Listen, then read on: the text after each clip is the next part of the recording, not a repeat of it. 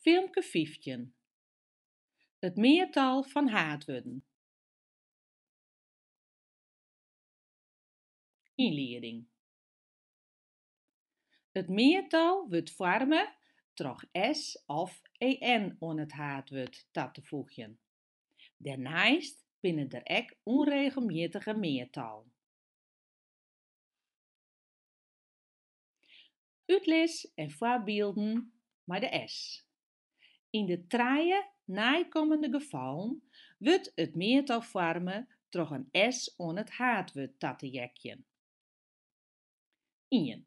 Wurden die het eindigje op el, em, en, er en urt, begelijks leppels en kikkerts. Alle verliesingswurden, begelijks petjes en hoentjes.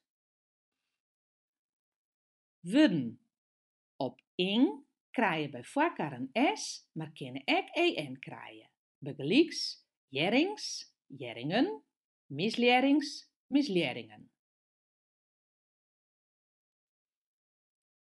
Uitlis en voorbeelden en. In onderstaande 4 gevallen wordt het meertal vormen troch en ta te jekjen. 1. Alle wurden op een uit zijn verliesingswurden, begelijks werkwijzen en oel. 2. Alle wurden van ien wurdlid, begelijks jassen en slakken. 3. Alle wurden van meer wurdliden, maar de klemtoon op het laatste wurdlid. Begelijks misdrieven en skilpadden. En 4. Alle wurden op dom, skip, ei en ling. Begelijks leerlingen en bijen. Dan voorbeelden van onregelmatige meertallen. 1 dag, 2 dagen. Man, maalje. Vrouw, vrouwje. Skoeg, skwon. Jonge, jonges. Ko, kei.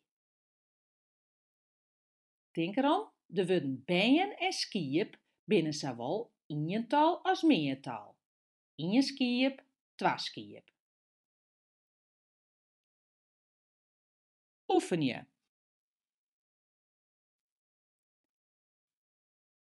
Zet de naaikomende wurden in het meertal. Objefte, veerke, beam, paard, eigenskip, tutsje, behandeling, centrum. Zet nou eventueel het filmpje op pauze. De antwoorden: objeften, veerkes, bjem, paarden, eigenskippen, tutsjes, behandelings- en behandelingen en centrums.